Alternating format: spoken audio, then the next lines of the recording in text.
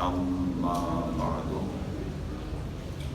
فأعوذ بالله من الشيطان الرجيم بسم الله الرحمن الرحيم ورفعنا لك ذكرك آمنت بالله وصدق الله مولانا العظيم وبلغنا رسوله النبي الكريم الأمين ونحن على ذلك لمن الشاهدين والشاكرين والحمد لله رب العالمين إن الله وملائكته يصلون على النبي يا أيها الذين آمنوا صلوا عليه وسلموا تسليما الصلاة والسلام عليك يا سيدي يا سيدي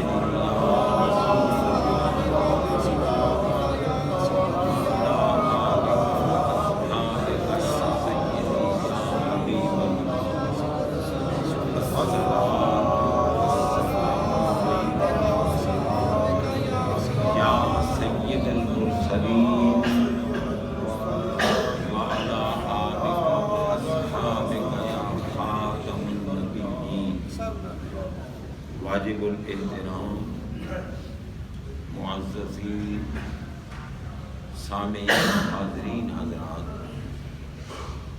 قرآن مجید فرقان حمید برہان رشید کے آخری پارہ میں سے سورہ انشراح کی ایک آیت کریمہ کی تلاوت کا شرف حاصل کیا۔ سبحان اللہ۔ رب العالمین جل شانہ نے ارشاد فرمایا وَرَفَعْنَا لَكَ ذِكْرَكَ۔ سبحان اللہ۔ محبوب، ہم نے آپ کے ذکر کو آپ کے لیے بلند کر دیا۔ سبحان اللہ۔ یہ قرآن مجید کا اعجاز ہے۔ کلمات تھوڑے ہوتے ہیں، آیت چھوٹی سی ہے، لیکن اس میں مفہوم کے بے کنار سمندر بنا۔ کیونکہ قرآن مجید اب ظاہری طور پر دیکھو تو ایک مصحف ہے، کتاب ہے، لیکن کوئی علم ایسا نہیں جو قرآن میں نہ ہو، کوئی شے ایسی نہیں، کوئی شے جس کا ذکر قرآن میں نہ ہو۔ بے نیاز اللہ شانہ نے فرمایا نا وَنَزَّلْنَا عَلَيْكَ الْكِتَابَ تِبْيَانًا لِكُلِّ شَيْءٍ۔ محبوب، ہم نے آپ پر کتاب نازل فرمائی، ایسی کتاب کے جس میں کل شے کا کھول کھول کر بیان۔ اب کل شے کا بیان قرآن میں، اور پھر قرآن پڑھانے والی ذات اللہ کی، پڑھائے رب تو بتاؤ پھر پڑھانے والا جب عالم الغیب محیط علم کا مالک قدیم علم کا مالک سبحان اللہ، شاگرد کو علم کتنا دیا ہو۔ ہر استاد چاہتا ہے کہ میرا شاگرد ایسا ہو جس کی نسبت سے پتہ چلے کہ استاد کیسا ہے۔ اللہ نے خود فرمایا الرحمن علم القرآن، مہربان نے قرآن پڑھایا۔ اور چونکہ علم اگر کسی کو دیا جانا ہو تو دینے والا مہربان ہونا چاہیے۔ اس لیے رب العالمین نے یہاں یہ نہیں فرمایا کہ اللہ علم القرآن یا الجبار علم القرآن یا القہار علم القرآن، نہیں، کیونکہ اگر اللہ علم القرآن، اللہ اس میں جلالت ہے، اس میں رعب ہے، اس میں دبدبہ ہے، اس میں جلالت کا ذکر نہیں کیا، اپنی جباریت اور قہاریت کا ذکر نہیں فرمایا، فرمایا الرحمن، سبحان اللہ، جب ہوا مہربان تو پھر پڑھایا قرآن۔ سبحان اللہ، سبحان اللہ، واہ واہ۔ اب دیکھو پڑھایا، یہ علامہ افعال قلوب میں سے ہے، دو مفعولوں کا تقاضا کرتا ہے، لیکن یہاں ایک مفعول کا ذکر ہے، دوسرے کا ذکر نہیں، مفعول ثانی کا ذکر ہے، مفعول اول کا ذکر نہیں۔ یا اللہ، یہ تو تو نے فرما دیا کہ قرآن پڑھایا، علم القرآن، قرآن پڑھایا، یہ تو نہیں فرمایا کہ کس کو پڑھایا۔ کیوں نہیں ذکر کیا؟ فرمایا میرے محبوب سے پہلے کوئی تھا جو میں اس کو پڑھایا، سبحان اللہ، واہ واہ واہ۔ کل سے پہلے جو میرا محبوب ہے، اس لیے محبوب کو پڑھا۔ آپ دیکھیں نا رب العالمین نے یہ اولیت کی دلیل ہے کہ رب نے فرمایا وَمَا أَرْسَلْنَاكَ إِلَّا رَحْمَةً لِلْعَالَمِينَ، محبوب ہم نے آپ کو بھیجا۔ اب بھیجا اس کو جاتا ہے جو پہلے کہیں ہو۔ اللہ نے قرآن پاک میں کہیں نہیں فرمایا کہ میں نے محبوب کو پیدا کیا، کہیں نہیں فرمایا کہ محبوب کو پیدا کیا، خلقت محمدن، میں نے محمد کو پیدا کیا، نہیں، کہیں ارسال ہے، کہیں مجیت۔ قد جاءکم من اللہ نور، اللہ کی طرف سے تمہارے پاس نور آیا۔ قد جاءکم برہان من ربکم، اللہ کی طرف سے تمہارے رب کی برہان آئی۔ کہیں فرمایا وما ارسلناک الا رحمۃ للعالمین، ہم نے آپ کو رحمت عالمین بنا کے بھیجا۔ کہیں فرمایا انا ارسلناک شاہدا، ہم نے آپ کو شاہد بنا کے بھیجا۔ تو بھائی بھیجا بھی اس کو جاتا ہے جو پہلے کہیں ہو، اور آتا بھی وہ ہے جو پہلے کہیں ہو۔ یہ ہمارے آقا کا ہم پہ کرم ہے کہ آقا علیہ السلام نے بتایا کہ اول ما خلق اللہ نوری، سب سے پہلے اللہ نے جس شے کو پیدا کیا وہ میرا نور ہے۔ آپ نے خود اپنی طرف خلقت کی نسبت فرمائی۔ ممکن ہے کہ کمالات محبوب دیکھ کر کوئی بھول نہ جائے، کوئی الہ نہ کہنا شروع کرے، معبود نہ سمجھے۔ فرمایا اول ما خلق اللہ ہو، اللہ نے سب سے پہلے جس چیز کو پیدا کیا نوری، میرا نور۔ واضح ہو گیا کہ وہ خالق ہے اور ہمارے آقا مخلوق ہے، مگر لفظ مخلوق کو دیکھ کر کوئی اندھا نہ ہو جائے، کہے کہ وہ بھی مخلوق ہے اور ہم بھی مخلوق ہیں۔ بھائی مخلوق ایک جیسی، ہماری طرح مخلوق ہے، تو پھر ہم اس کو کہہ سکتے ہیں کہ تو بھی مخلوق ہے اور خنزیر بھی مخلوق ہے، تو پھر تو اور خنزیر ایک جیسے ہو گئے۔ غور کیجیے، بابا ہمارے آقا مخلوق ہیں لیکن وہ مخلوق ہونے میں بھی بے مثل ہیں. مخلوق میں ان کی مثل کوئی نہیں. آپ دیکھیں حضرت سیدنا حسان بن ثابت رضی اللہ تعالی عنہ جو سرکار کے درباری نعت خواں ہیں, جن کے لیے ممبر بچتا تھا, اور سرکار فرماتے تھے کہ حسان ممبر پہ کھڑے ہو کے نعت.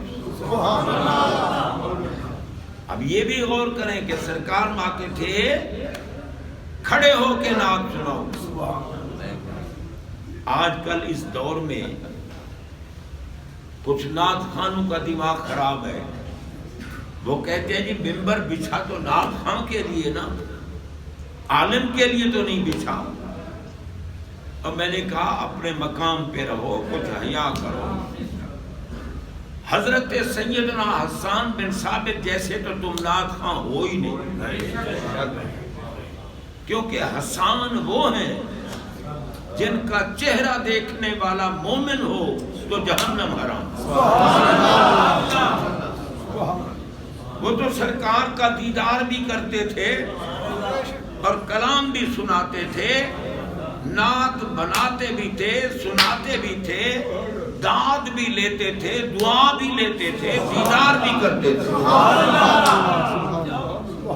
سرکار کا دیدار.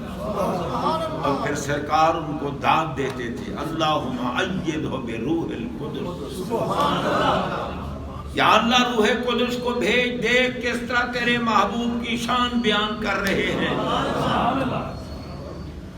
وہ صحابی تھے, وہ میرے آقا کے شاگرد تھے, وہ علم والے تھے, وہ عمل والے تھے. جناب بندہ اب یہ کوئی نہ کہے کہ وہ نعت خواں تھے اور ہم بھی نعت خواں نہیں. مخلوق آقا بھی ہیں, مخلوق باقی ساری بھی ہے, مگر وہ بے مثل و بے مثال ہیں. انبیاء میں بھی ان کی مثل کوئی مخلوق نہیں, باقیوں کو تو چھوڑو. تو جناب بندہ حضرت حسان پاک کو حکم ہوتا تھا کھڑے ہو جاؤ ممبر پہ, نعت سناؤ. اور صدیق اکبر کو ممبر پہ بیٹھنے کا حکم ہوا کہ بیٹھ کے خطبہ دو. اب غور کرو, عالم بیٹھ کر خطبہ دے. ہاں نعت خواں بھی کوئی بیمار اگر ہے, کھڑا ہوتا ہے, تکلیف ہوتی ہے کھڑے ہونے میں, چکر آتے ہیں, پھر وہ بیٹھ سکتا ہے.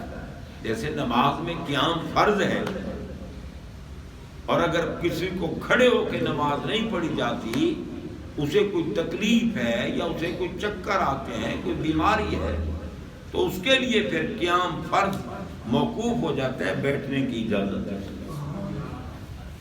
لیکن یہ نہیں کہ ہر نعت خواں آ کر بیٹھ جائے اور نعت شروع کر دے نا.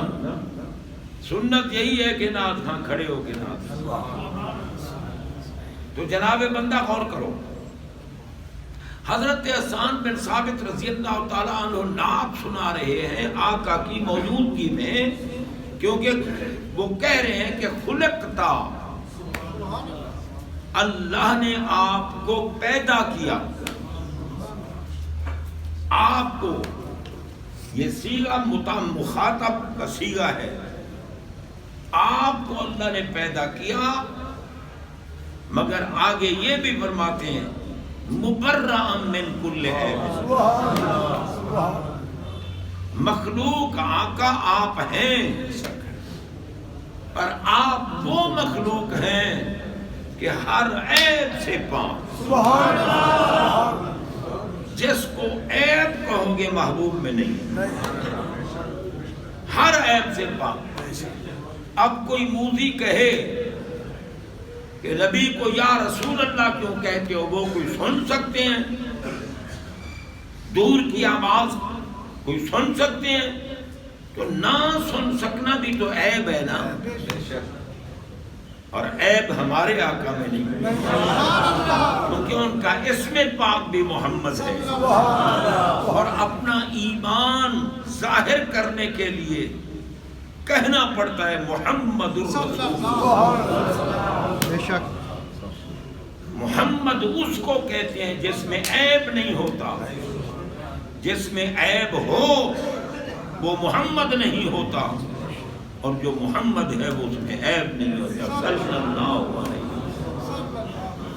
ہمارے آقا ہر عیب سے پاک، اور پھر صحابی رسول سرکار کی موجودگی میں کہہ رہے ہیں خلقتا، مخلوق ہیں آپ، ہم آپ کو خالق نہیں مانتے، مخلوق مانتے ہیں، مگر کسی کا دماغ نہ خراب ہو جائے کہ وہ بھی مخلوق ہیں ہم بھی، میں مبرأ من کل عیب، اللہ نے آپ کو ہر عیب سے پاک پیدا کیا، ہر عیب سے پاک۔ کوئی کہے نا نبی کوئی مشکل کشا ہے، تو بھائی مشکل کشا نہ ہونا بتاؤ کمال ہے یا عیب ہے؟ تو پاگل، اللہ نے ان کو محمد بنایا، زبان تیری محمد کہہ رہی ہے اور دل میں یہ تو خیال بد لے کے بیٹھا ہے کہ وہ مشکل کشا نہیں ہے۔ مشکل کشا نہ ہونا، حاجت روا نہ ہونا، فریاد رس نہ ہونا، یہ تو عیب ہے سارے۔ اگر کوئی میرے آقا کے متعلق عیب کی بات کرے تو اس کو چھتر دکھایا کرو کہ تو جھوٹ بول رہا ہے، ہمارے آقا عیب سے پاک۔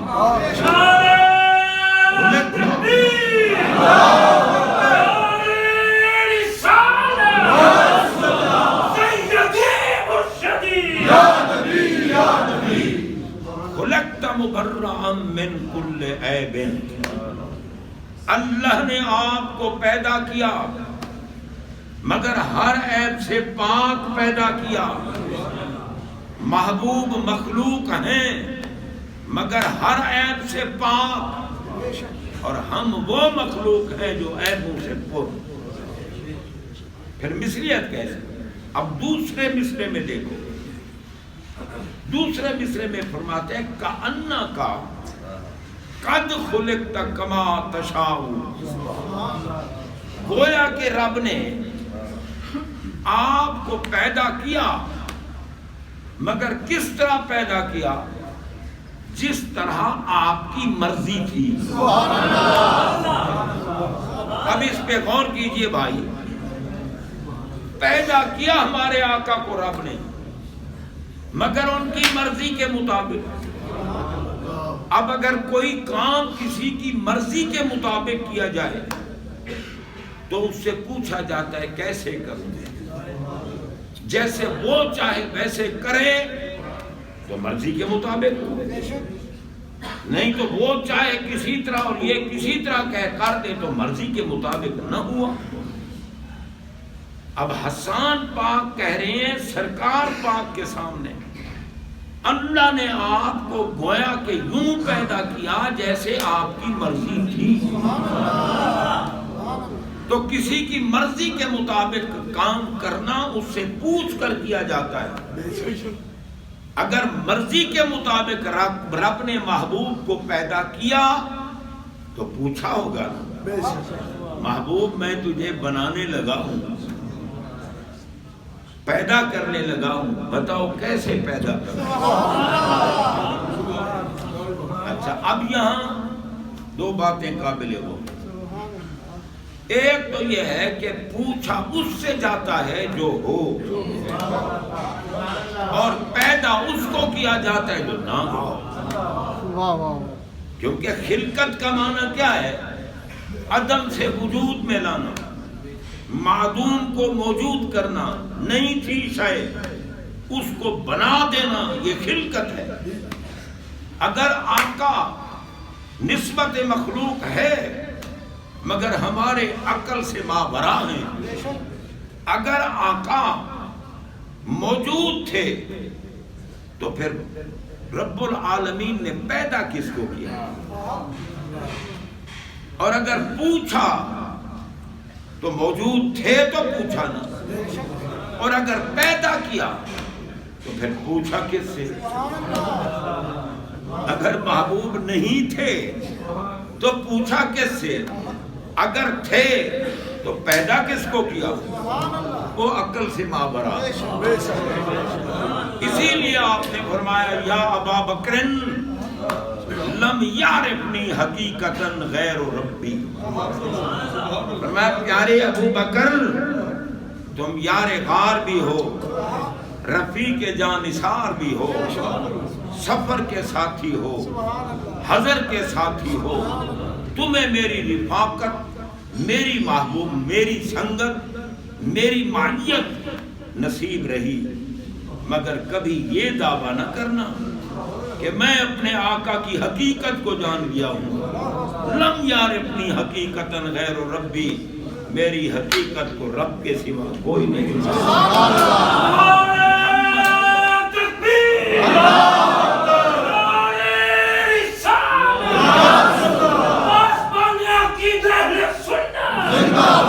میری حقیقت کو رب کے سوا کوئی نہیں جانتا.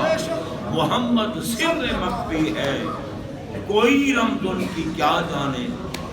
شریعت میں تو بندہ ہے، حقیقت میں خدا ہے. انشاءاللہ اگلے جمعہ پھر ہم محفل سنائیں گے. یہ مسجد دیکھو نا کیسے چمک رہی ہے. یہ غوث پاک کا تصرف ہے. یہ مسجد غوثیہ ہے. جناب بندہ حنفیہ غوثیہ. ہمارے غوث بھی اعظم ہیں اور ہمارے امام بھی اعظم. امام اعظم کی نسبت بھی ہے، غوث اعظم کی نسبت. ان کا تصرف ہے کہ یہ بیچاری ماچس جتنی مسجد تھی. جب میں اس مسجد میں آیا ہوں تو ایک ماچس کی طرح تھی، 40 تیلیاں اس میں بیٹھی ہوتی تھی. لیکن آج آپ دیکھیں اللہ نے کتنا کرم کیا. غوث اعظم کا تصرف نظر آ رہا ہے، امام اعظم کا تصرف. اور رسول اعظم ہی تو بانٹنے والے، ان کے کرم کے بغیر تو کچھ ہو نہیں. اور یہ توفیق اللہ تعالیٰ کی ذات پاک کی طرف سے ہے. ہمارے انتہائی محترم الحاج شیخ محمد مشتاق احمد صاحب زیدہ مجدہ، اللہ ان کے مرتبوں کو بلند رکھے. مسجد کے لیے رب نے چنا ہے اور وہی مال اپنا ہے جو اللہ کے راستے میں خرچ کرتا ہے. باقی بھی اپنا ہی ہے. صحیح حلال طریقے سے اولاد کو کھلاؤ، جائز اخراجات پہ خرچ کرو، وہ بھی اب عبادت ہے، وہ ناجائز نہیں ہے. ہاں اگر غلط چیزوں پہ صرف کرنا شروع ہو جائے تو وہ ہوتا ہے تبذیر. اور تبذیر کام انسان کا نہیں ہوتا. تبذیر کہتے ہیں حرام چیزوں پر، ممنوع چیزوں پر اپنا مال خرچ کرنا. اللہ مال دے، سب کو دے اور بہت زیادہ دے، اور خرچ کریں تو اللہ کے راستے. مسجد اب یہ نہیں ہے کہ مسجد پہ لگا دیا پیسہ تو گیا نہیں ہے. رب فرماتا ہے میں بھوکا رہا دوں کہ تم میرے راستے پہ لگا دو گے میں تمہیں کچھ نہیں دوں گا. میں بس تم لگاؤ پھر دیکھو میں تم پہ کتنا کروں گا. اگلے جو بات کریں گے.